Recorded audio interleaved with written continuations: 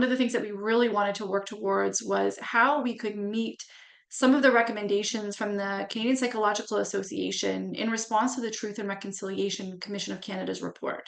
So myself and Dr. Stephanie Casson at the time led two applications. One was for the Centre for Excellence Learning and Teaching grant, and one with the Indigenous Education Council Curriculum Development Grant. So there are lots of courses that talk about, foundational understanding of Indigenous worldviews and perspectives, and they focus mainly on that.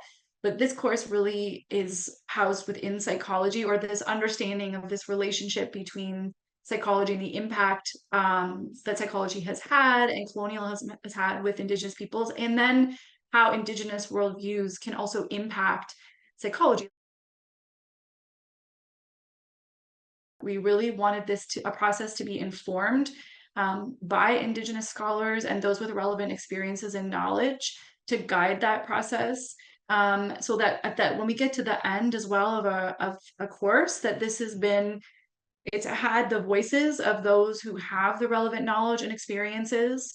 And the experts that we interviewed, they gave us a lot to reflect on personally. I'm glad that we could incorporate like a bit of our process in the report as well, because I think those are good things for people who want to continue doing this work or develop courses of their own. I think what I really liked learning about was, not only what students should know, like the content side of things, but how courses should be delivered in an Indigenous way, in a decolonizing way. The other piece is that I think came out that every knowledge holder mentioned is support for the faculty who are teaching these classes, because this also could be a space where they potentially are targeted, and they're making themselves vulnerable actually by teaching these kinds of courses, which is one of the reasons that this course is optional right now. It's not a required class, because the idea is to make sure that this is a space that the people that are there are there for the right reasons.